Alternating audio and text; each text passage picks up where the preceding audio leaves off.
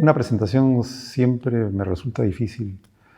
Eh, la palabra tiende a cifrar a uno o a otro de manera siempre inconclusa, pero no tenemos otro recurso, ¿no? Utilizamos el gesto, la presencia, hoy día la ausencia y la ausencia con la virtualidad, pero la presentación de uno siempre he deseado que la haga un otro, ¿no? Eh, yo he estado en el lado de ustedes y hace muy poco, escuchando a un gran amigo, a José Watanabe, eh, hablando de la creación y de la depresión, él hablaba de la presentación de su ser desde la posición horizontal o de la posición vertical. Me pareció genial presentarse, hoy día estoy en vertical, mañana puedo estar en horizontal, pero nunca anteceder a esa situación un nombre, ¿no?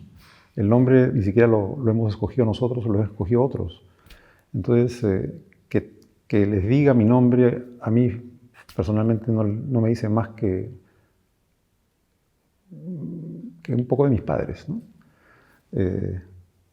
Pero bueno, uno va aprendiendo de estas sincronías o coincidencias o cosas raras que van sucediéndose una a una, y el nombre comienza a ser más que familiar a uno, familiar a otro, ¿no? Es el otro que te reconoce con ese nombre. Yo, en el transcurso de mi vida, he ido perdiendo nombres, ¿no?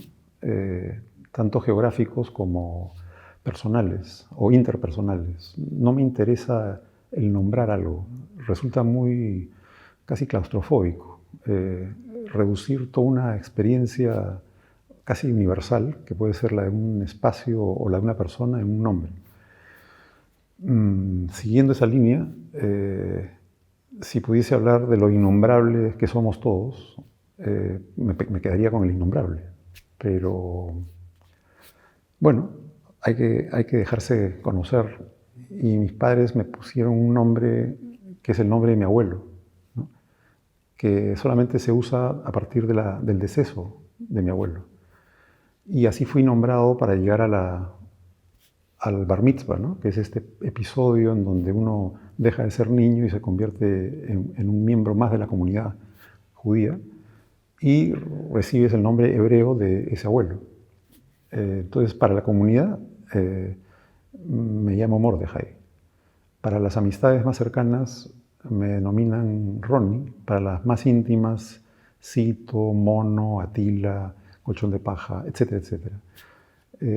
Todos son nombres que nacen de la picardía del estudiante latino en un colegio británico sumamente represivo y otro colegio judío, ¿no? También bastante represivo para mis patrones. Una conducta que creo yo era formativa en un momento dado de la historia, pero que hoy día ya podría considerarse deformativa, ¿no? Desde muy temprana edad desarrolló una inclinación hacia la medicina y por tanto lo seguí muchísimo a mi padre, ¿no? Y este padre pues era ejemplar en todo sentido, no tenía noción del tiempo y se lo otorgaba al paciente o al nuevo, a la persona que se le acercaba en realidad, ¿no? Yo tengo ese gen en donde el tiempo simplemente no existe y el espacio cada vez se va ampliando, ¿no? El espacio y espacio-tiempo en realidad es en el cual nos movemos. Y yo creo que cualquier relación que se dé en el silencio o con la palabra, en el espacio abierto, en el espacio cerrado, en el sueño o en la vigilia, siempre está en expansión, ¿no? Y esa expansión comienza con intereses médicos, en mi caso, y se van expandiendo hacia el dibujo porque me encuentro con un cuaderno de mi padre, de una exquisita línea, haciendo acopio de todo lo que sabía en la anatomía humana, ¿no? Y me sorprende y lo relaciono inmediatamente con Leonardo, ¿no? Ese deseo de desentrañar lo más profundo del cuerpo físico. Y le Pregunto a mi padre ingenuamente si es que él aprendió a dibujar a través de alguien y me dice que no, simplemente en la observación de lo que le interesaba fue reconociéndose como buen dibujante. Resulta que él era médico de Cristina Gálvez y mi madre, quien vio también que tenía cierto acercamiento hacia el dibujo, me dijo, yo te voy a presentar a Cristina para ver si te puede enseñar. Yo tenía 11 años entonces. Y me toma como el menor de los estudiantes entonces y la verdad es que desde los 11 hasta los 17 dibujé con ella. Sin embargo, seguía con esta afición muy fuerte hacia la medicina y ligeramente hacia la psiquiatría. O sea, iba a ser médico, pero tal vez psiquiatra, psicoanalista. Hasta que ingreso y me encuentro con un panorama sumamente cerrado de estudios que me llevan a dejar tan desolado con respecto al mundo como sentía que mi padre estaba, con respecto a lo que fuera más allá de los pacientes, más allá de la clínica, más allá de su consultorio. Y eso me puso un poco tenso con respecto al modo de vida que quería llevar. Mi madre era una mujer que siempre agarraba carro y exploraba el mundo, sin mi padre, porque mi padre no tenía otra opción. Se le había concedido totalmente a la medicina y a su investigación y a la pasión que sentía por la medicina. Y mi madre tenía un pie fuera siempre y un pie adentro. Y yo tenía también esa inquietud de poder descubrir el mundo a través de viajes o a través de residencias cortas o largas, que además mis padres me concedieron, ¿no? Yo tuve la suerte de ser parcialmente educado por un año en Estados Unidos y vivir un poco un panorama distinto a lo que pueda vivir un adolescente acá en Lima y conocer otra lengua al máximo posible y pedagogías distintas que finalmente fueron las que más me sorprendieron, ¿no? Mientras que acá en el colegio uno verticalmente asumía una educación donde no había chance de poder elegir los cursos que uno quería llevar. Allá de repente se me abre el panorama del supermercado en donde no hay un producto sino 15 y en el colegio hay más cursos que podía llevar si es que me interesaban. Entonces me encuentro que puedo hacer trabajo de madera, puedo hacer cocina, puedo hacer tallado, puedo hacer... Y a la vez llevar cursos teóricos y prácticos que complementaban al estudiantado, ¿no? Y también descubro pues al oriental, descubro al hombre negro, descubro al hombre rico, al hombre pobre, a todos los conflictos de la sociedad que en realidad en estos dos colegios en Lima pues no tenía chance de poder leer ese espectro humano, ¿no? Y eso implica una apertura a un mundo distinto, retorno, y cuando ya me toca decidirme, salgo de medicina y aplico a las artes, ¿no?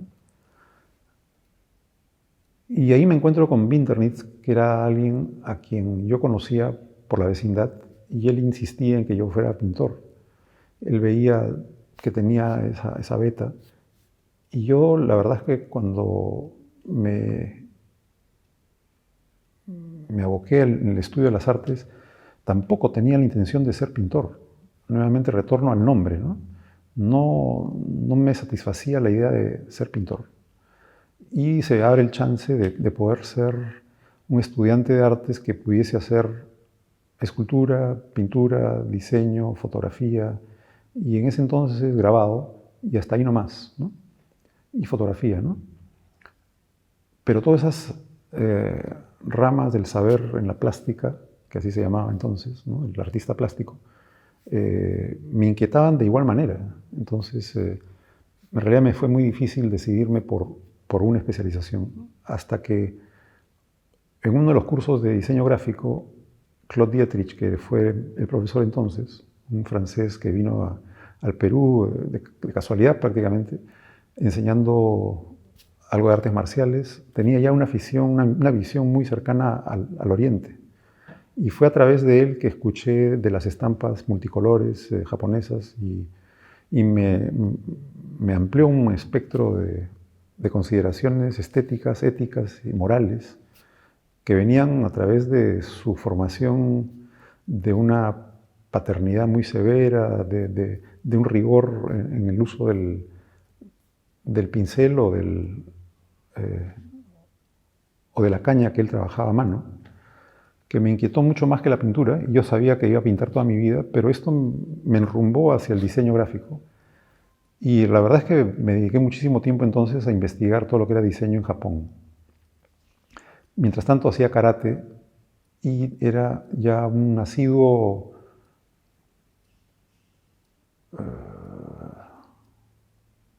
visitante del Museo a Mano.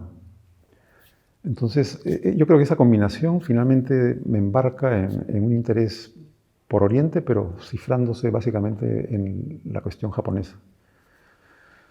Y la cuestión de la arqueología también. Entonces, siento que hay como vectores que van marcando mi itinerario por este pasaje maravilloso, que se decantan en intereses muy diversos, ¿no? Y la gráfica comienza a ampliarse al diseño industrial, al diseño arquitectónico, combinado con la pintura, la fotografía, la escultura. Yo creo que es esta gran piscina de quehaceres del ser humano, en realidad, donde la mano está tejiendo su camino y va incorporándolo a eso que no podemos descifrar qué es, ¿no? Es simplemente una inquietud, una curiosidad, una manera de sintetizar lo que es la existencia misma en cualquier quehacer donde incluso se pierda el sentido de la vista, ¿no? Y esto lo digo ya por una experiencia ya en Japón, ¿no? A mí me deja muy preocupado la tiranía del ojo a lo largo de mi carrera en la visualidad. ¿Qué pasa con los otros sentidos, ¿no? ¿Qué pasa con el tacto? ¿Qué pasa con el olfato? ¿Qué pasa con incluso la inteligencia, ¿no? Como un sentido más? Entonces, me queda muy chico todo lo que he venido aprendiendo por una metodología inserta en Occidente que es también muy restringida en su contemplación de los otros sentidos. Y ahí es donde comienzo a incursionar ya en Japón en la madre de las artes, que es la caligrafía. Nuevamente tiene que ver algo con la gráfica, porque Claude nos enseña la metodología del calígrafo europeo. Pero veo que nuevamente en Europa se usa un material duro, sobre generalmente papel, pero también sobre piel de animales. Y a mí siempre me inquietó esto de conocer la materia prima sobre la cual uno trabaja, o con la cual uno trabaja, o se hace uno. Y en eso Japón para mí se convirtió en un paraíso, ¿no?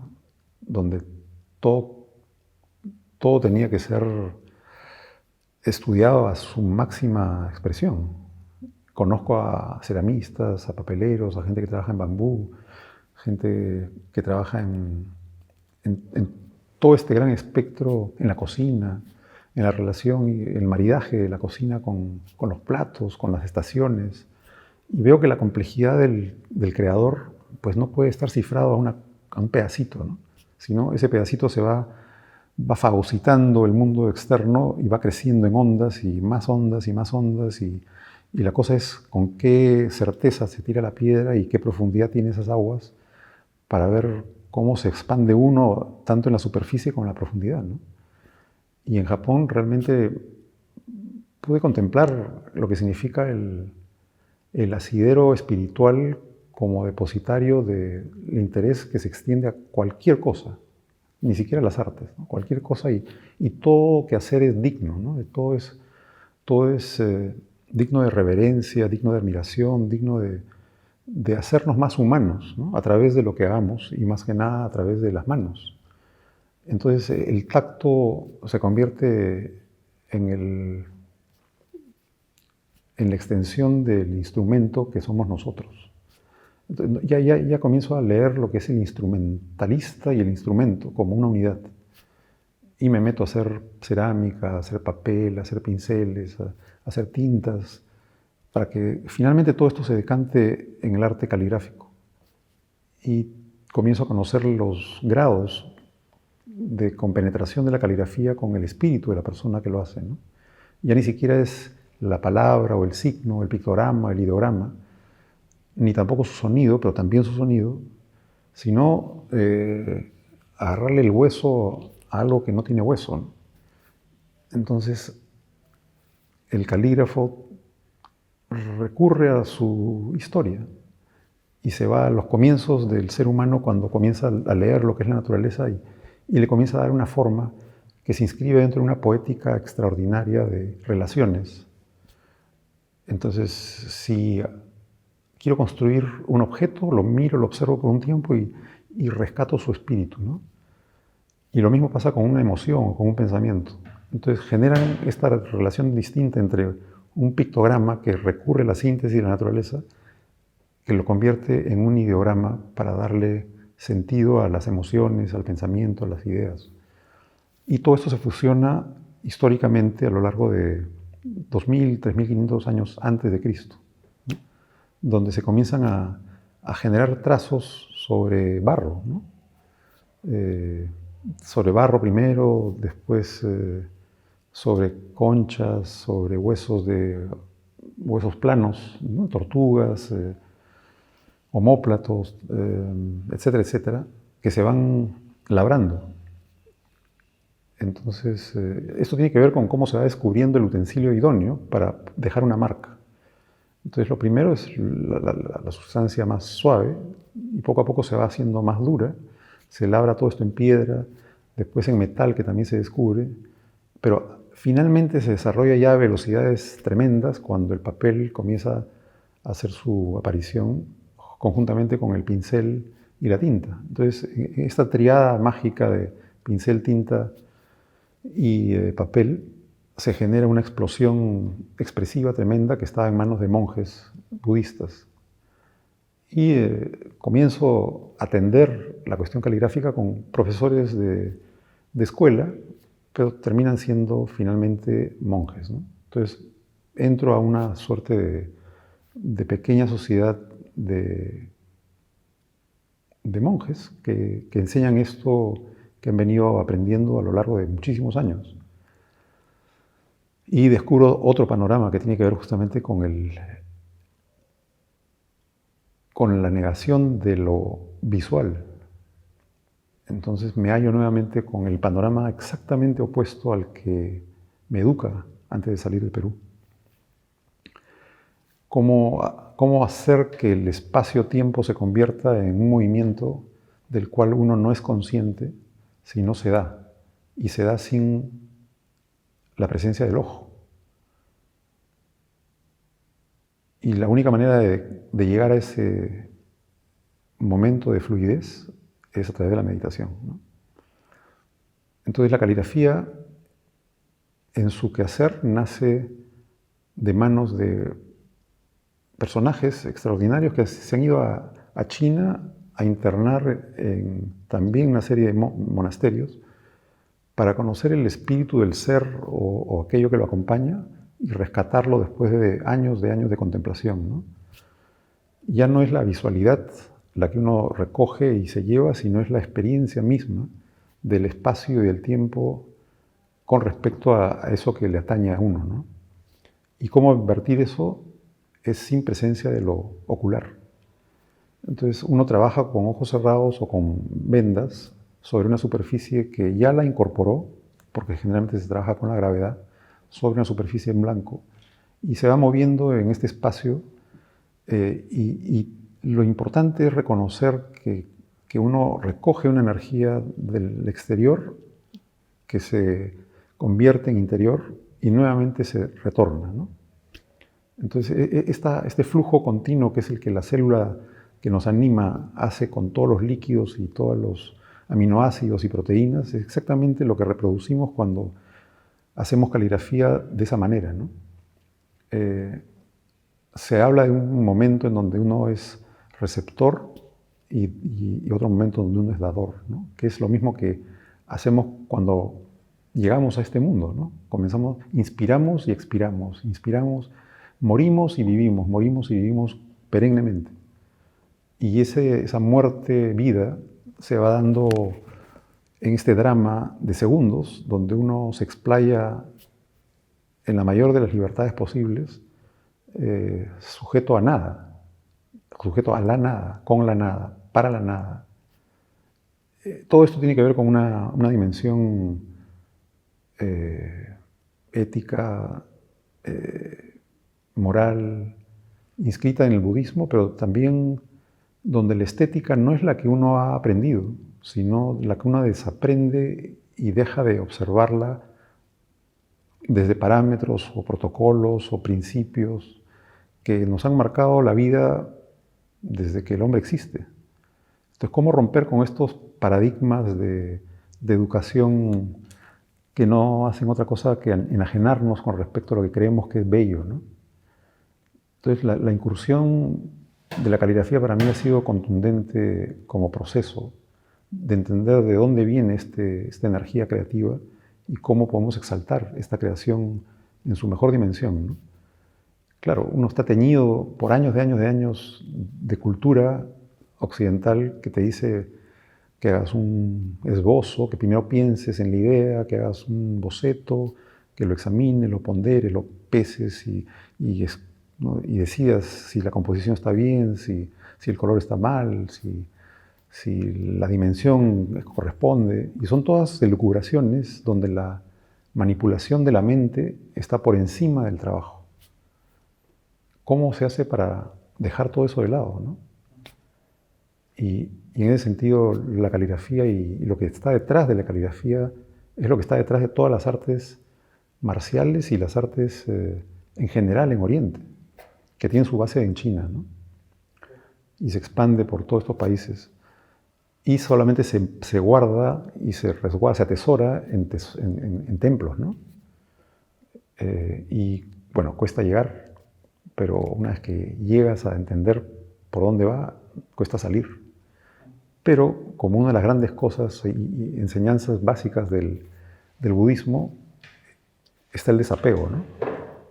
Y en ese sentido también Oriente es ejemplar, ¿no? Porque, ok, digamos que desaprendes y tú crees que eres poseedor de eso desaprendido. Es decir, has tocado la nada y la nada es tuya y por lo tanto te crees aliado o un mejor aliado de la creatividad que el mero occidental. Pero si te dicen que todo eso tampoco sirve, entonces tienes que buscar el desapego. Y ese desapego es el que uno ejerce durante toda la vida, a cada rato además. Te viste con alguien, le dices chao, le dices hola a otros, y así con todo lo que pasa por nuestras manos y nuestros sentidos y nuestros pensamientos. Entonces, yo creo que la gran madre de todo esto es finalmente la meditación, ¿no? Pero la meditación no como un extracto puro de algo que es impuro, sino la meditación en todo momento. Entonces, mantener ese estado de alerta, de antena prendida con la vida y la muerte, para mí resulta siendo la madre de todo, ¿no? Bueno, con respecto a la vivencia de origen, yo creo que tiene que ver mucho con la conciencia más que el lugar físico, ¿no? Descubro que soy parte de una sociedad en un colegio británico que tiene una manera de ver las cosas.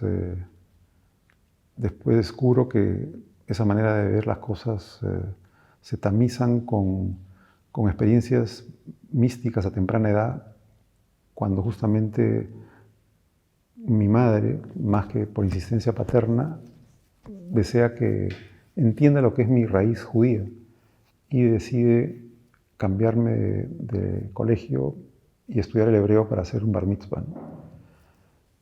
Ese rito de iniciación, ese rito de paso de adolescente a adulto, me marca tremendamente y lo vinculo incluso con el desconocimiento de Oriente como un gran signo de interrogación que tiene que ver con algo que no sé, que no entiendo, que mi mente no es capaz de aprender, pero en su tonalidad, en su devoción, en su entrega, tiene que ver con un grupo humano que hace cosas que me parecen extrañísimas, pero que la hacen con un sabor tan genuino que no hacen sino contagiarme, ¿no? de esta búsqueda de una entidad que es más grande que uno, que no tiene nombre, o que tiene varios nombres, pero la voz y el cántico, el ritmo de esta plegaria, estos rezos, me marcan profundamente y comienzo a otorgarle a lo no entendible, o a lo que no entendía, un valor espiritual muy grande. Y los rezos pasan a ser parte de un ritual que comienzo a fantasearlos como constructos personales. Ya no es solamente lo que aprendo a través del rabino, ni lo que escucho a través del grupo, la masa, que lo hace todos los días, sino comienzo a construir mi propio ritual. Y eso se fusiona con el karate y se fusiona con la práctica de la caligrafía occidental. Y comienzo a entender de que la disciplina, en cualquiera de los campos del quehacer humano, puede ser el vehículo de la profundización con respecto a algo, ¿no? Y si eso lo traslado al mundo del fáctico, al mundo de las cosas, también mi interés por la arqueología tiene que ver con desentrañar algo que pisamos, que nos podría parecer cotidiano, pero que en todas sus capas inferiores implican un esfuerzo, una acción por desentrañar, ¿no? Lo que hay detrás de nuestro pisar la tierra, ¿no? Y ahí nos podemos remitir a la historia, a la arqueología. Y tuve la suerte, como dije, de conocer a Mano y a un montón de otros arqueólogos y también huaqueros, ¿no? Huaqueros que buscaban justamente la materialidad del objeto encontrado, ¿no? Y nuevamente se te abre este tremendo aspecto del ser, donde tú ves el ave de rapiña y ves el que baila con un pañuelo con mucha gracia, ¿no? Y vas viendo, ¿no? Vas aquilatando cuál es el espíritu detrás de esos intereses, ¿no? La supervivencia por un lado y la sofisticación y la cultura por otro lado. El robo por un lado, la estafa, la reproducción vendida y la exquisitez de una colección. El que quiere ofrecer cultura y el que es capaz de matar por cualquier cosa. Y la vida es eso, ¿no? Esos contrastes continuos que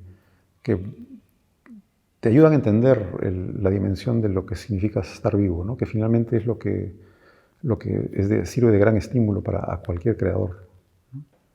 ¿Cuál es el pulso? ¿Qué es aquello que nos anima? Y en ese sentido tengo que agradecer que haya nacido en un país que me permita esos contrastes, ¿no? Tremendos. Y por otro lado, la posibilidad de ver y vivir en otros lugares donde estos contrastes no existen, pero sí existe el ocio productivo y sofisticadísimo de una cultura muy respetuosa de la naturaleza y que ha ido construyendo con mucha madurez un orden cívico, ¿no? Que obedece a toda una serie de experiencias muy fuertes, ¿no? Muy fuertes de pérdida continua. Pero pues yo creo que, como decía el mismo José Watanabe, no es que la depresión cause la creación y la creación la depresión, sino que en estadios manejables uno es alimentador del otro, ¿no? No hay una receta, pero en países como el nuestro, en donde sientes por un otro que no tiene, es inevitable pensar en cómo extender la mano, ¿no? Y eso me parece que es una suerte, ¿no?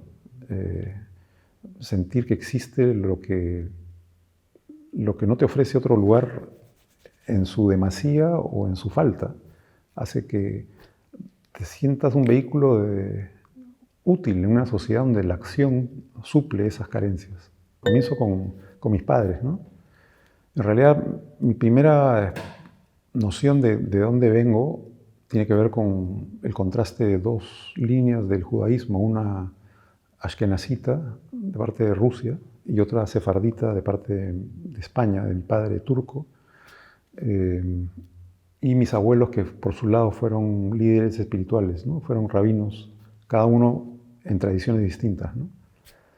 Entonces a mis abuelos le debo ese interés tal vez casi genético por el espíritu. A mi padre y madre por justamente el contraste de caracteres, ¿no? Uno que podía ensimismarse con lo que tiene al frente, podía ser una cárcel, y la otra, pues, el mundo entero, ¿no? Después tuve experiencias chamánicas. El Tuno fue la primera persona con la que a muy temprana edad pruebo el San Pedro y tengo visiones con él que me alertan sobre la calidad del inconsciente y el mundo de la ensoñación y cómo eso que parece ser de uno está vinculado tremendamente con el entorno en el que uno está. Eso que puede llamarse críptico y secreto, de repente encuentra paralelos inmediatos con imágenes que tienen que ver con el mundo natural, ¿no? La serpiente, la luz, los viajes constantes en la tierra que he tenido a través de estos viajes con ayahuasca o con San Pedro, me dan una noción de este interés primigenio que tenía que ver con la psicología y con la psiquiatría y con el psicoanálisis, ¿no? Amistades que se van dando a lo largo de esos años que también me inclinan la balanza sobre la mente, sobre el cuerpo y la relación de cuerpo-mente, ¿no? Y después cuerpo-mente y entorno, ¿no? Y cómo eso va creciendo cuando uno hace acopio de las carreras que siguen esta línea, ¿no? La arquitectura, por supuesto, también aparece ahí. Y curiosamente hoy día es ella la que más me interesa. Como que si fuera el contenedor, el cuenco sobre el cual se vierten los demás ingredientes, ¿no? O sea, cómo hacer vibrar a la arquitectura no es otra cosa que cómo hacer vibrar el espacio universal. Y ese espacio universal contiene todo. Entonces, no está de más considerar que el arquitecto puede sentirse la persona más engreída de la creación, ¿no? Que no le hace mucho bien, pero digamos, si es la mano derecha del creador, si aún existe, o si existió en algún momento, hemos vivido la cúspide de los Star Architects, que felizmente duró poco, y hoy día estamos bajándole el moño a quien dice yo, ¿no? En la arquitectura.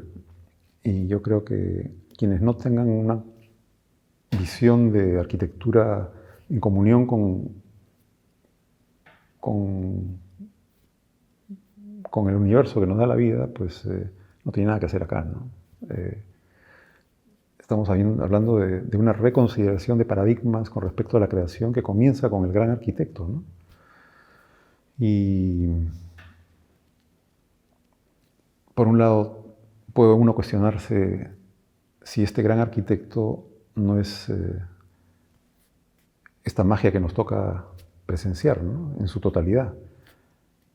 Entonces, regresando a mis ancestros se quedan chicos con respecto a lo que significa la vida misma como gran mentor, ¿no? Sin embargo, esa vida que ya de por sí se instala como el guía de lo que debemos hacer, queremos hacer, nos inquieta. Existen personajes que se van cruzando de pura coincidencia que nos dejan una marca, ¿no? Yo lo relaciono con el pez que va dejando sus escamas para hacerse más ligero, ¿no? Sin embargo, por alguna intuición sigue nadando y el nadar le produce la pérdida de escamas y sabe que en esa búsqueda de seguir la corriente se va haciendo más liviano y llega a un punto en donde esa liviandad te permite ya nadar en cualquier lado, ¿no? Y en ese camino, pues hay gente que te ayuda a hacer el camino más ligero. Y no puedo dejar de pensar en algunos primos, en mis hermanos, con todo el dolor que eso se pueda significar y con el placer que eso también significa.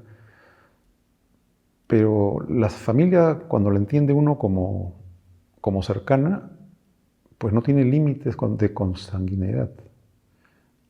Somos humanos y eso basta, ¿no? Y uno puede hacerse del amor al prójimo mucho más allá de lo que llamamos familia.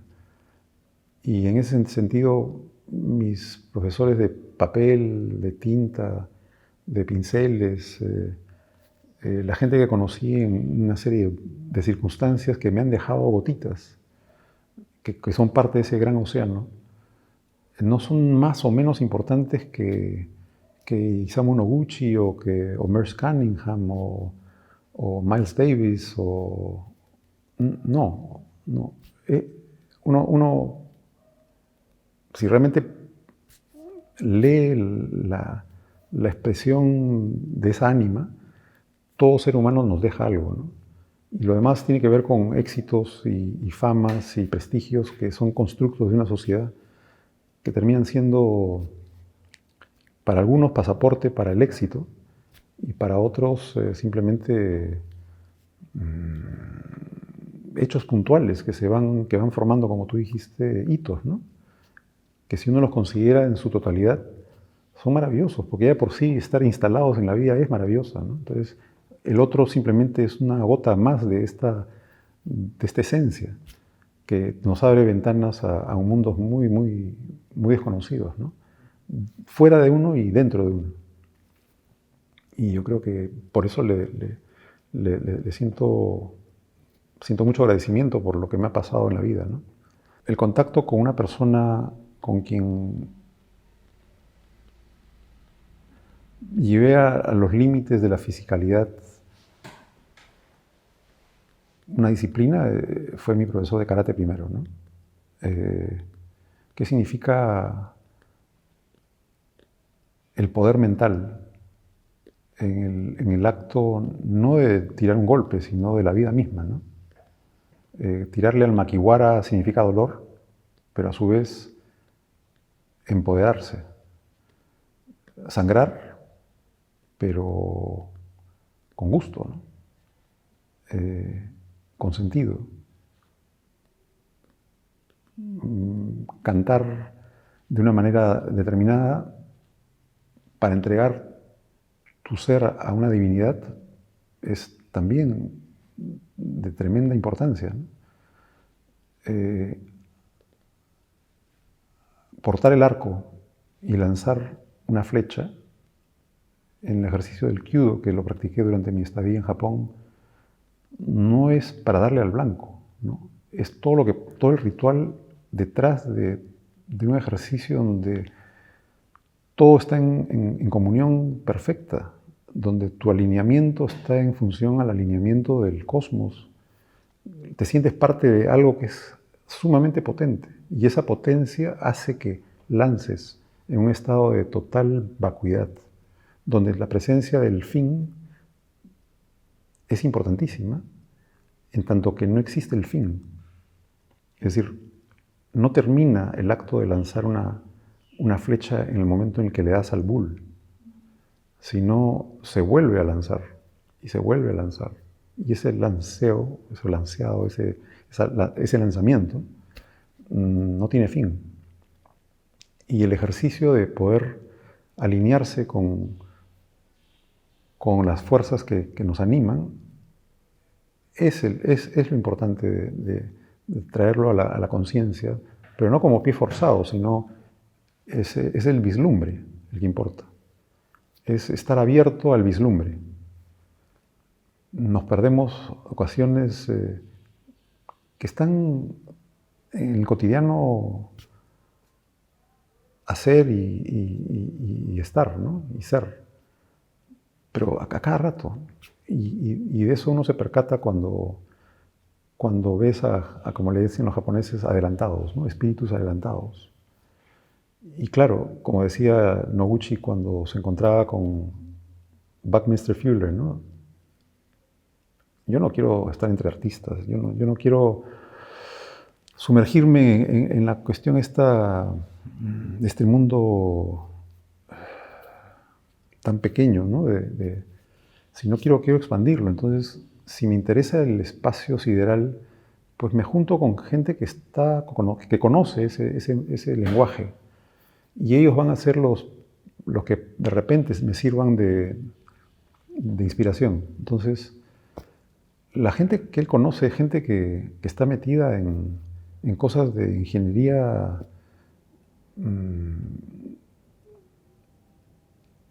de la mente o del espacio, o metida en cosas tan particulares como la cocina, entendida como salud. Y si uno revisa lo que va haciendo su trabajo, tiene que ver con cosas puntuales, con vínculos con animales, con consideraciones acerca de la pérdida del tiempo, en el mejor sentido de la palabra, ¿no? En este ocio productivo que tiene que ver con cuántas más antenas soy capaz de producir y cuánto más sensibilidad tengo para abrazarlas, para atesorarlas con mucho cuidado, con mucha ternura, con mucha pasión, ¿no? Entonces, es una cultura, la oriental, la que a través de Noguchi también comienzo a leer, ¿no? Isamu Noguchi fue para mí uno de esos tantos mentores cuya obra aún no termina en mí y no va a serlo, ¿no? Él fue el que me presenta una pasión que se despertó recién, estoy hablando de casi 10 años, ¿no? Que es el de la piedra. Yo, sinceramente, habiendo salido de esta cantera llamada Perú, pues la piedra me era importante como material de trabajo. Pero ni siquiera supe el nombre de una cantera.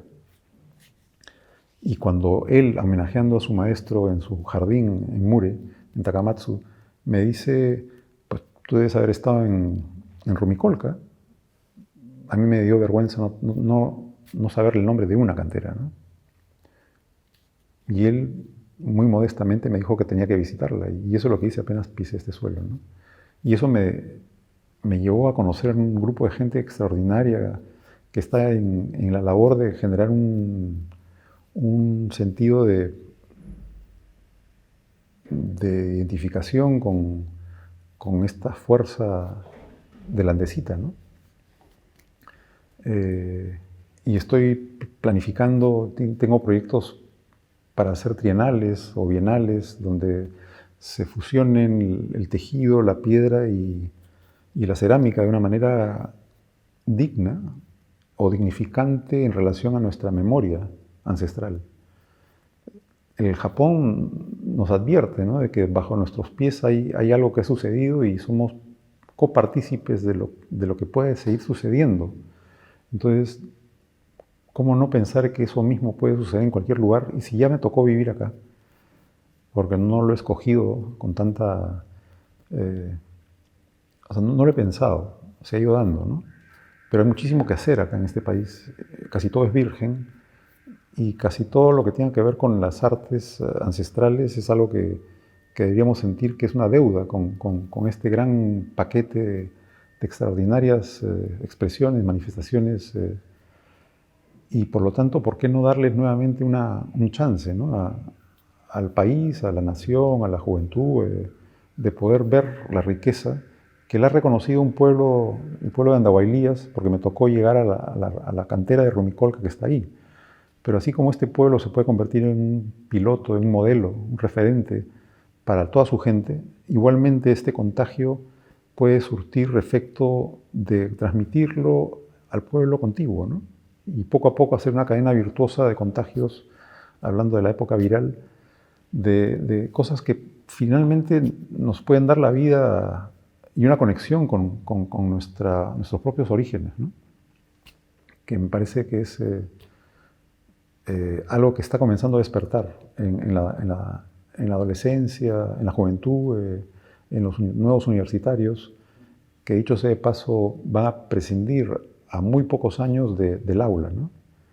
Entonces, que la educación se dé en forma virtual para que se convierta en forma real, en mucho más intensa, me parece que es una receta que se ha acelerado en los últimos años de una manera increíble y me parece que es atendible de esa manera, ¿no? Es como que hemos estado en letargo, polucionando, malogrando, desvirtuando el sentido de naturaleza, y nos ha tocado felizmente vivir esta época de gran fragilidad, vulnerabilidad de la criatura humana con respecto al medio que le toca vivir, para finalmente producir sin querer nuevamente algo que me parece que estoy comenzando a ver, ¿no? Suceder.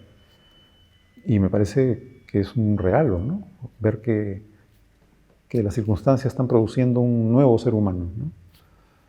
Pero duele, ¿no? Duele. O sea, como siempre, el dolor, la pérdida, siempre va a estar ahí de la mano de esta otra contraparte, que es no la explotación, no la ganancia, sino simplemente el vivir en paz, ¿no? En paz con uno mismo y en paz con el entorno que nos dio la vida, ¿no? Esta relación del hombre-naturaleza me parece que es muy conflictuada y que recién está comenzando a ver una luz, y felizmente no ha venido por deseos, ¿no? Sino por necesidad. Y ese es el mejor instructor, ¿no? La necesidad.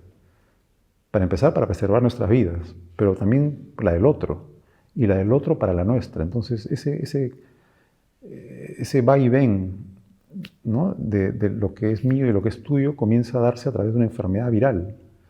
Y me parece que es un momento de cambios radicales, muy rápidos, que tenemos que aprovechar, ¿no?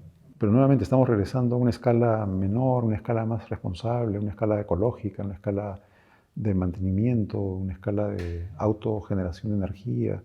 Hay un montón de consideraciones que el arquitecto, en comunión con otros quehaceres y otros especialistas, están comenzando a evaluar, ¿no? El que mueve los vientos, el que mueve los aires, el que mueve los desperdicios, el que mueve... Son otros quehaceres que, como decía Noguchi, son anexos, y cuanto más sensible se hace uno, mucho más anexos aparecen. Y ya no son anexos, sino son importantísimos, ¿no? Entonces, cuando uno habla del artista, también es complicado, compleja la denominación, ¿no? Porque uno lo cree que es el hombre que crea, es el hombre que está inspirado, que tiene musas, que tiene una labor indispensable que hacer para que el mundo se contagie. Y en realidad todos somos artistas, o no somos nada. O sea, creamos algo. En el solo hecho de producir palabra y silencio continuo, estamos depositando algo de nosotros en el otro. Y ese discurso tiene que ver con la creación. O sea, el pensar no es fortuito, es creación del estímulo. Reconoces que existe un estímulo y respondes. Y ahí me parece que es un acto creativo, ¿no? El hablar me parece que es uno de los más transversales actos creativos que hay, que compartimos entre todos los humanos, ¿no? ¿De qué hablas? ¿Cómo lo hablas? ¿Para qué lo hablas? Eso nuevamente va contagiando.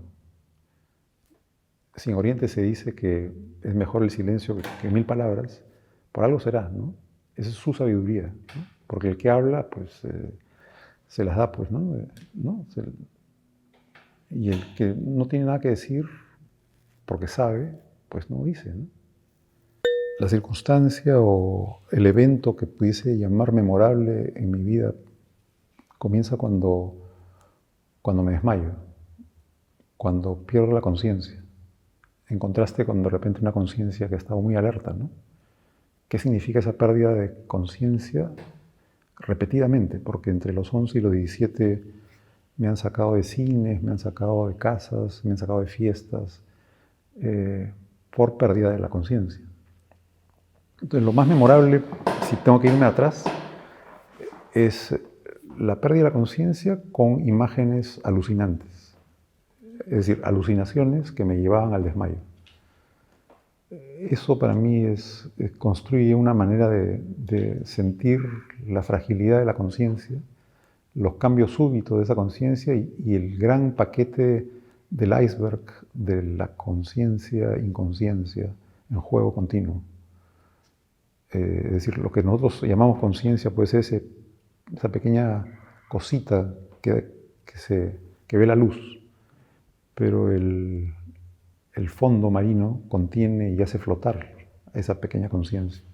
Y comienzo a descubrir ese inconsciente a través de los años, ¿no? De terapias, de sumergirme justamente en los sueños, ¿no? Hay un momento en mi vida donde escribo todo lo que veo en estado consciente y en estado inconsciente y después comienzo a dibujar todo eso como gran paquete del cual yo no tengo nada que decir, simplemente aparece. Entonces, y así como pensé que aparece en mí, pensé que aparecían todos. Pero no es el caso, ¿no? ¿Qué es eso que me hace sentir inestable, inconcluso, imperfecto, distinto? Hay momentos en donde todo eso entra en hacer un paquete que no tiene otro camino que desarrollarse a través del dibujo. Tratar de entender esta especie de locura a través del dibujo. Y no es que también lo pensara, sino que mi cuerpo reacciona de esa manera, ¿no? Dibujo lo que está pasando en mi interior, primero, y después dibujo lo que está pasando en mi exterior. Eso podría marcar todo un gran hito de lo que significa un momento importante que ha tenido su secuela y la sigue teniendo, ¿no? No porque me desmaye, sino porque he sido capaz de hacer una lectura de todas las cosas que he dibujado y que se han suscitado a raíz de esos desmayos y alucinaciones, ¿no? Además, como nuestra memoria es un elemento activo, lo que yo recordaba hace 40, 50, 60 años no tiene nada que ver con lo que estoy recordando hoy día de todos esos sucesos. Entonces, están continuamente reconstruyéndose, ¿no? Y se reconstruyen nuevamente en otras obras, tanto tridimensionales como en happenings, que tampoco tienen cuerpo presente. Entonces, si pudiese hablar de la correspondencia que tiene esta no presencia en mi vida, hoy día el video, por ejemplo, está comenzando a sugerirme que es por ese medio por el cual me siento más identificado, ¿no? Ya no me interesa tanto el objeto tridimensional, su densidad, su gravedad, sino aquello que puede ser volatilizado en imágenes que pasan, ¿no? Que suceden. Entonces, y lo estoy haciendo en espacios muy amplios, ¿no? Entonces, el desierto siempre me inquietó. No me cierro a otros terrenos, pero el Perú me ofrece muy cercanamente una playa que me habla del contraste de este mar que me inquieta tanto por su claridad metafórica, y por otro lado este terreno también que alimenta este espíritu de lo desconcertante, de los misterios de lo que fuimos, de lo que somos en el fondo, porque todo está enterrado en el desierto, ¿no? Todo lo que yace aún por descubrir en el desierto yace en mucho mayor dimensiones que lo que pueda habitar en la selva, ¿no? Por el deterioro que eso causa. Entonces, estas dos fuerzas, por darle un nombre, una capaz de darnos la vida, el mar, y el desierto que habla de la muerte, pues también contiene todo un universo que está por despertar, ¿no? Esto hecho cenizas que nos da una vida, y estas aguas que nos devuelve la polución, ¿no? Es esta cosa muy paradójica, ¿no? Es el lugar de donde surge la vida, que está contaminándose de maneras impresionantes. Cuando yo escucho el Bicentenario, bueno, ok, tenemos que resurgir eso que no somos. Y a mí me toca una fibra de total inmadurez, ¿no? Porque se está hablando de algo que fue para hacer algo que quiere ser, utilizando la palabra bicentenario, como que son 200 años donde todo se tiene que revisar, todo se tiene que... Pero es un constructo nuevamente artificial que nos celebra, nos puede aunar, pero en el fondo es un saludo a la bandera, ¿no? Un saludo a la bandera que depende de quién lo organiza y con miras de qué. O sea, ¿quién nos hace sentir más peruanos? ¿El Bicentenario o nuestra revisión ontológica de lo que somos como seres humanos, ¿no? O sea, ¿es peruano ser más importante que humano? ¿Es más importante ser hombre que mujer? ¿Es más importante ser gay que lesbiana? ¿Qué es más importante? O sea, no... Son estas clasificaciones, ¿no? Cuando el hombre se desapegue, aprende a desapegarse de todas estas clasificaciones, recién comenzamos a vislumbrar lo que es la humanidad. Y yo confío en ella, ciegamente. Pero tenemos que desteñir todo lo teñido. Y ese es el trabajo que, en el poco tiempo que nos toca vivir, probablemente no lo veamos. Pero a pesar de eso, estamos viviendo rapidísimamente cambios que yo pensé que no se iban a dar, ¿no? Que nos está acercando a visualizar esto. Y yo con orgullo veo a la juventud que está viendo lo que es el daño que hemos causado. Y ya no es el daño, mi daño, es el daño a nosotros. Entonces ese nosotros comienza a aparecer en el panorama. Y cuando se trata de esta enfermedad también. Y yo creo que esa es una clave importantísima que atender, ¿no? Yo recuerdo que en una conversación que tuvo el primer ministro japonés de entonces, Tanaka, me parece que era Ronald Reagan, cuando estuve en Japón becado, mientras uno hablaba de la riqueza de la homogeneidad, el otro hablaba de la riqueza de la heterogeneidad, ¿no? Hablando de culturas. Y yo creo que si uno quiere, en cualquier lugar va a encontrarse exactamente de la homogeneidad de la heterogeneidad, ¿no? Es decir, todos somos humanos y todos somos virtuosos y pecadores de los mismos males y bienes. Y lo más complicado es vivir en paz uno con el otro, ¿no? Y no se trata de poner unos encima del otro, porque eso es lo que querían los grandes primeros ministros, ¿no? Nosotros somos ricos porque somos heterogéneos o porque somos homogéneos, ¿no? Y yo creo que no se trata de la competencia absurda de quién es más poderoso, ¿no? Sino de unir poderes. Y en el empoderamiento no hay otra cosa mayor que la del espíritu, ¿no? Encontrar las maneras como empoderarnos espiritualmente.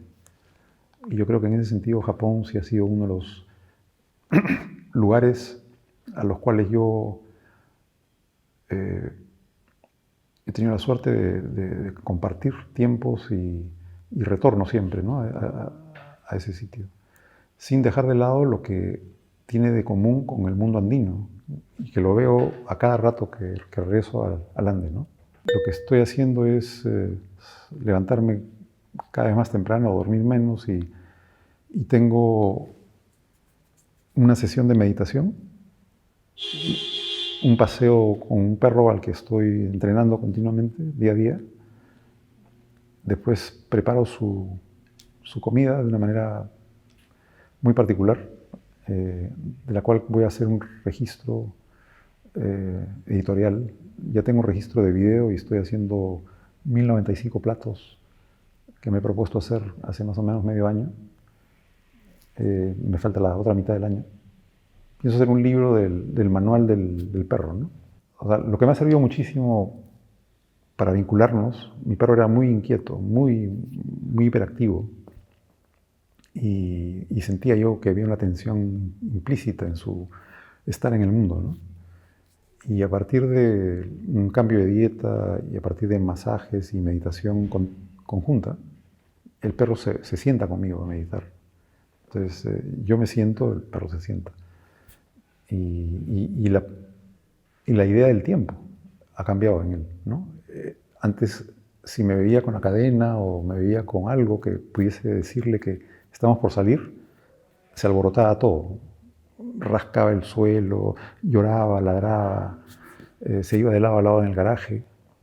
Y ahora le digo, pues échate, o dame a la izquierda, dame a la derecha, te voy a poner tu... Y todo lo hace con una paciencia increíble, ¿no? O sea, la capacidad de poder verlo en un estadio más saludable es así. Mi esposa que lo vio cuando lo adopté, porque no, mi hijo me lo trajo, ¿no? Me dijo que ella no quería tenerlo, ¿no? Entonces la única manera de poder tenerlo era cambiarle el switch. Y ahí está, es un perro que hoy día en la playa, el que menos, la chiquita, cualquier joven o chiquito quiere tenerlo, ¿no? O sea, es adorable, realmente es adorable. Es un cambio que ya quisiera verlo en mí, ¿no? Bueno, después entro a la caligrafía, ¿no? Practico 1 hora por lo menos de caligrafía. Después de 1 hora y media de meditación, 1 hora de caligrafía, preparo el desayuno, dibujo, pienso en esculturas, pienso en parques, pienso en proyectos de residencia arquitectónico que estoy haciendo ahora. Y voy desplazando quehaceres a lo largo del día. Pero no tengo la presión que tenía, que yo mismo me autoimponía. Yo soy pintor, yo soy dibujante, yo soy escultor, yo quiero ser arquitecto. No, ya eso, ya estoy haciendo lo que realmente tengo que hacer felizmente no una necesidad económica, y eso me da un margen de acción muy, muy liberador, ¿no? Sí, bueno, hablando del día a día y los rituales, ¿no? Yo sí he comenzado a ritualizar mi día a día, ¿no? Pero no lo he hecho forzadamente, lo estoy aprendiendo de esa manera, últimamente, ¿no? Y lo hago porque, primero he constatado que vengo a servir. O sea, uno de mis grandes motivos de ser es servir para algo, a alguien o a ese otro. Para mí eso es una constatación que me sirve muchísimo, ¿no? Sea la que sea la persona o la circunstancia, estoy ahí para hacer algo para otro. Porque el otro para mí es lo único que existe. Allí es cuando literalmente desapareces, ¿no? Es una bendición para mí que desaparezca. Que yo cuando por primera vez vi el Bunraku, no sé si lo conocen, el Bunraku es este grupo de hombres de teatro que se han entrenado en la producción y en la ejecución de la movilidad de un puppet, de una marioneta. Y la movilizan 3 personas, ¿no? Todas vestidas de negro, por supuesto, para que no se les vea. Y yo cuando vi esto por primera vez, lo primero que pensé fue, wow, ¿cómo hago para desaparecer? Y a la vez moverme. Y curiosamente todo mi trabajo de campo, mi presencia ha sido un obstáculo para poder hacer lo que yo no quería hacer, sino lo que yo creía que el otro podía hacer. Entonces, yo me presento a Andahuaylías y hay un señor que con un camión se me para al frente y me dice, oye, gringuito, ¿vienes a sacar oro? ¿De qué equipo eres? No soy gringuito, he nacido acá en el Perú y oro no me interesa el oro, he venido a ver una cantera. Ja, ja, ja, ja, ja, ja, ja. ¿De qué equipo eres? No entendí la pregunta, disculpa, ¿qué quiere decir? ¿De qué equipo? O sea, de la U, de la Alianza. Bueno, tengo afinidades, tengo amigos de la Victoria, de la Alianza. Bueno, si no te vas de acá, te rompo el Aurich. Ah, entendí y me fui. Y tuve que ir con un certificado me parece que fue Lumbreras, para poder ir a este lugar, porque estaba protegido por un grupo de pobladores de Piñipampa que creían que cualquier persona ajena estaba buscando oro en lo que era la cantera más importante del incanato, ¿no? Y antes del incanato, de la cultura wari, pues ellos hicieron piquillacta, ¿no? Entonces, pero Rumicolca era el nombre con el que ya se le conocía a la zona donde se extraía la piedra para hacer piquillacta. Y hoy día veo que en los libros de arqueología se habla no de piquillacta necesariamente o solamente, sino de Rumicolca y piquillacta, ¿no? Rumicolca como una parte de Piquillacta, que era donde estaban los canales de agua, ¿no? Que los incas lo convierten en frontera para pelear con los agentes invasores, ¿no? Yo pensé que Rumicolca solamente era la cantera. No. Hay una construcción muy linda inca que servía de canal acuífero, no sé si conocen el lago Huarcapay. Está al frente de Lucre, que también era una cultura anterior a la cusqueña, ¿no? Hay un lago antes de llegar a Andahuaylías, al margen derecho. Entre ese lago y Andahuaylías, la formación geológica se llega a angostar, a tal punto que el pasaje hacia Cusco por el sur se hace solamente posible por ese canal. Ahí donde los incas, aprovechando ya una construcción huari, rompen el acceso al agua y producen una frontera para contener a todos los invasores. Y eso se llama Rumicolca. Y Rumicolca se le conoce también al nombre, mejor dicho, porque el Rumicolca era la cantera, a ese lugar más cercano se le conoce como Rumicolca también. El lugar donde fue Noguchi a recoger 2 piedras fue exactamente en este lugar que estamos preservando, donde habían callancas, donde la gente, los mitamaes, trabajaban la piedra, y la otra parte donde está la piedra hermosa, ¿no? el centro mismo de la floración ígnea. Pero la parte del cerro, que la puedes ver hoy día, está totalmente comida por estos camiones, estos caterpillars, que se están comiendo la montaña a punta de dinamitar. Pero ellos estaban cada vez más cerca a la zona arqueológica y a la zona de piedras hermosas, de las cuales Noguchi se hace dueño de 2, ¿no? O sea, él viene a rescatar 2 piedras para... Sí, de 1,70 m por 60 por 90 más o menos, ¿no? Una piedra verde, de andesita verde y otra de andesita roja. Si tú vas a ver Pisac, es andesita roja. Si tú vas a ver Ollantaytambo, en el Baño de la Ñusta, es andesita verde. En esta cantera, por afloramiento volcánico, la corteza es repujada y a la hora de aflorar rompe con una corteza roja y una corteza verde y una corteza de piedra volcánica, de magma, con la cual se construye Piquillacta, ¿no? La acumulación de piedritas porosas hizo esta ciudad, ¿no? Pero nada que ver, pues, siendo la misma cantera, tú ves la diferencia, ¿no? En densidad, en contundencia, ¿no? Los huari construían con piedras chicas y porosas, livianas, y estructuras altísimas, pero los incas ya usaron la misma piedra del lugar, pero con otra calidad, ¿no? Otra manera, estereotomía. Yo intenté enseñar caligrafía por varios años. Aquí en Lima, sí. Me resultó muy difícil que el estudiantado entendiera mi silencio, ¿no?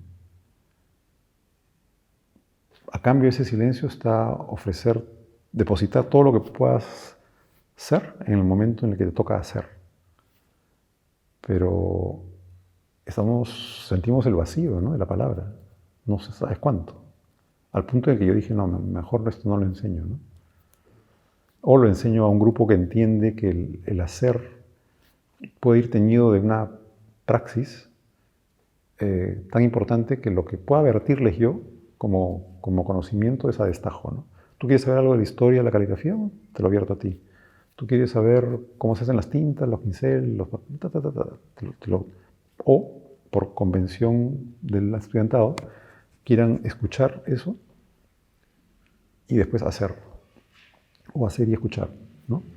Pero como yo he trabajado siempre a nivel intrapersonal, yo no enseño caligrafía a un grupo, yo te enseño a ti, de una manera distinta a la que a ti, por cómo te veo, por quién eres, cómo te mueves, cómo mueves el pincel, todo. O sea, hay tantas cosas que me dicen tanto de ti que yo no puedo enseñarte como le voy a enseñar a él, ¿no? Entonces, eso dificulta muchísimo la enseñanza de algo que se ha hecho en un monasterio para que el maestro le enseñe a su discípulo a que tú vayas pues con tu PowerPoint y digas, bueno, la caligrafía es esto y no se puede. Pues. Y cuando me querían contratar para ser profesor de caligrafía, yo les dije, lo constaté, tuve acá a alumnos que primero no trabajaban como pues, esperaba que uno trabaje si quería entender lo que es la caligrafía. Entonces, la intermitencia de las clases podían ser de una semana, como de 2 o de 3, pero dependiendo de cuánto trabajabas tú solo. Pero como nadie trabajaba, o sea, una semana nadie trabajaba, 2 semanas menos, 3 semanas ni hablar. Entonces, cuando venían a aprender algo de lo que habían hecho, ¿sobre qué aprendían? ¿Sobre lo que yo hago? No, sobre lo que tú ya has hecho. Entonces, no había forma, ¿no? Y eso llevado a la academia, peor. Porque el curso, el mío era el más relajado, ¿no? Cuando en realidad era el más severo. Lo más difícil es desaprender. Y va a seguir siéndolo, ¿no? Porque, digamos, en el curso de una vida relativamente ya larga para mí, nunca suficiente, pero larga, aprendes, pero realmente te sirve mucho desaprender, ¿no? Y sentir que eso aprendido no es tuyo, sino has tenido la oportunidad de que se te abra un panorama que no es el panorama, sino uno de tantos, ¿no? Entonces, si tengo un vislumbre, ¿no?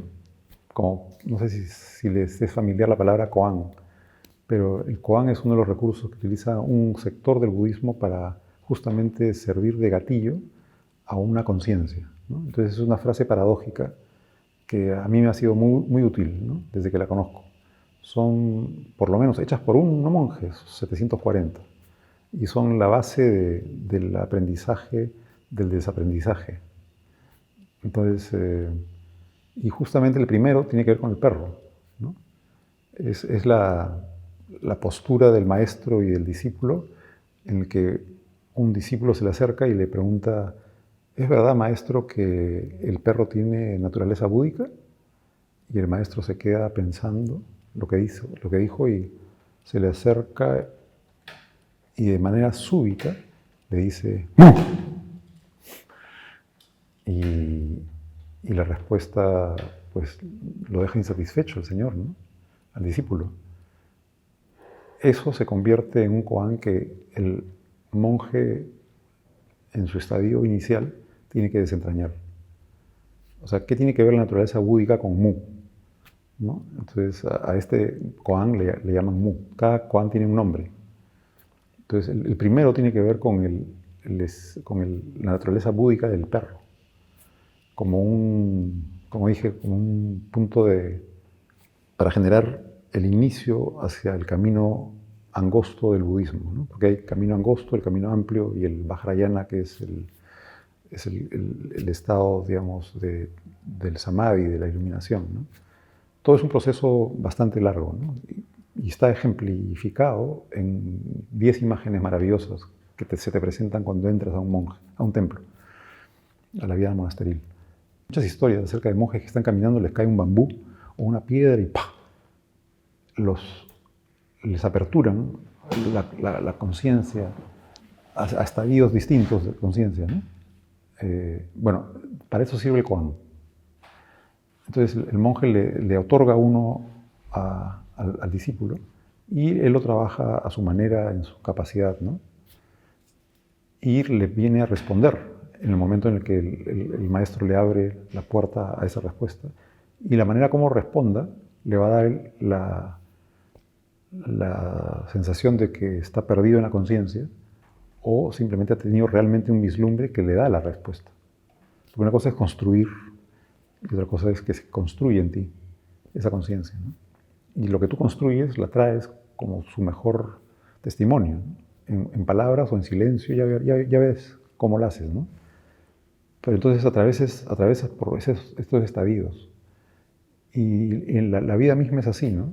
Hay momentos, sucesos, personas, espacios que de repente te impactan, te dejan una huella y tú nunca sabes, ¿no? De repente te ves de repente que esta primera imagen que parece como la naturaleza pintada, que es la misma que la novena, no es la misma. O sea, no puede ser la misma, porque has pasado por todo este proceso, ¿no? La octava es en donde se da este cambio, pero está en tus manos nuevamente a ver qué haces con esa nueva visión de la naturaleza.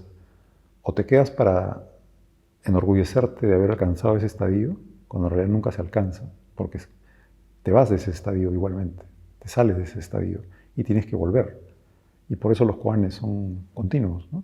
Porque esta sensación de haber alcanzado el samadhi, el nirvana, la iluminación, es un simulacro, o es un espejismo, ¿no?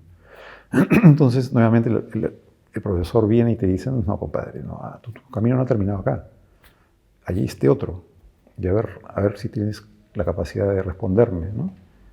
Y lo mismo pasa con la vida, ¿no? Si la entiendes como estadios, finalmente no hay persona ni lugar que no deje de golpearte de alguna manera u otra. Y esos golpes son útiles, ¿no? Algunos los interpretan como dolor, pero otros nuevamente, como estadios donde te vas a desapegar del cuerpo, que es finalmente la muerte, ¿no? Entonces, cómo vivir tiene que ver mucho con cómo morir.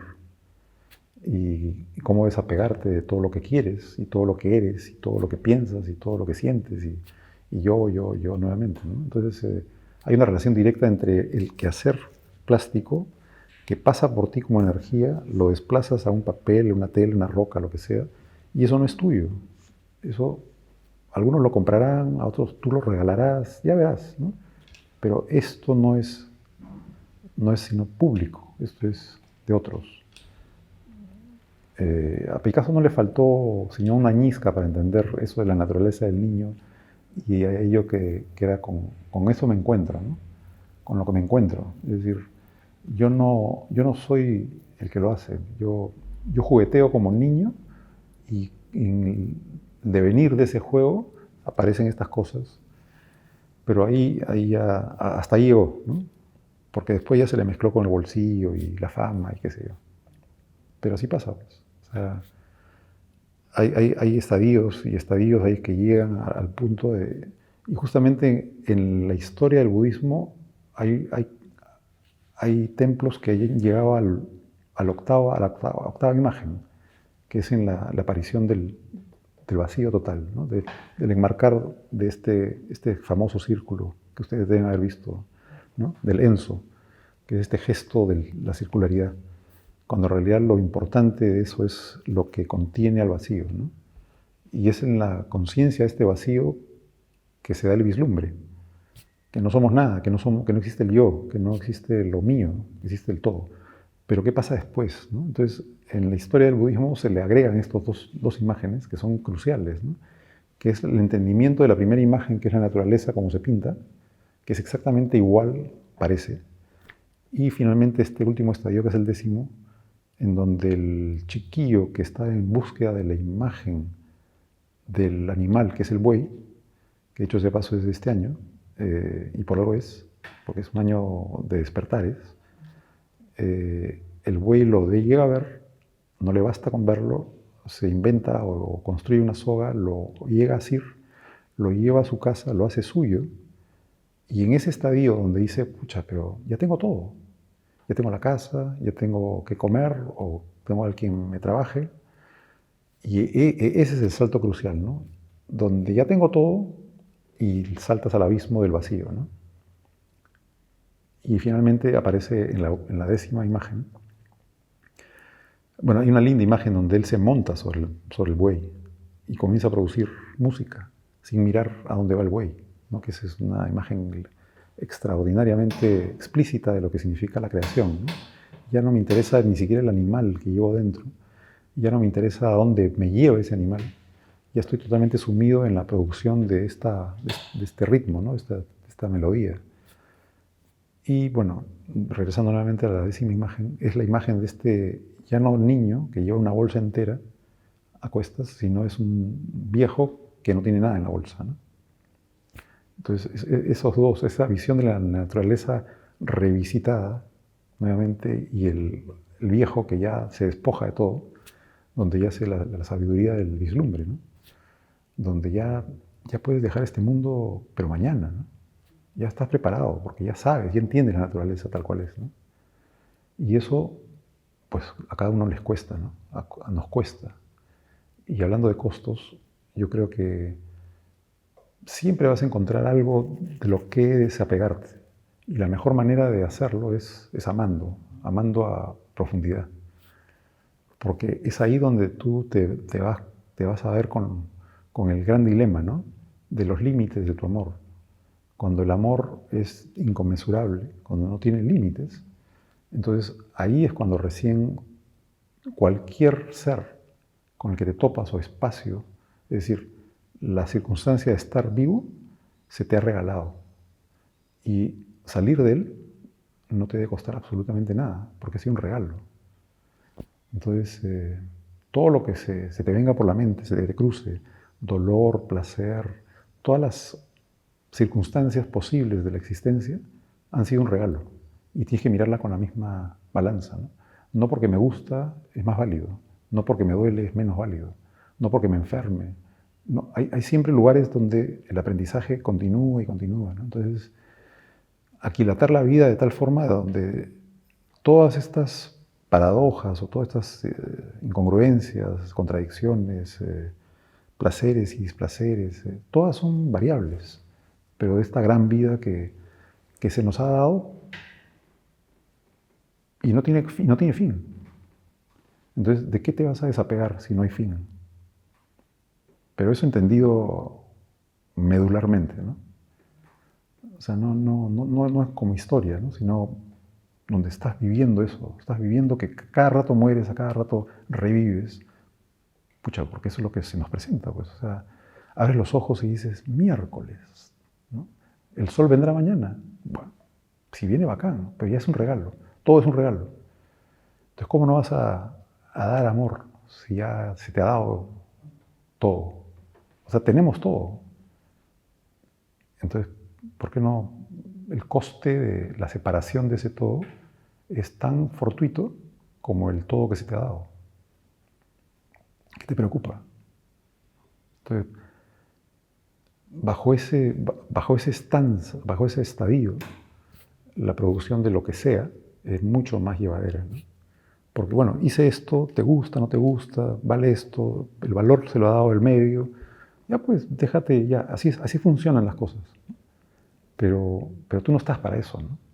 Tú estás para dar amor, para servir. Esa es la función de tu estar acá, ¿no? Y tú reconoces a la gente que está cercana a ese estadio o no. Y un monje la ve al tiro, ¿no?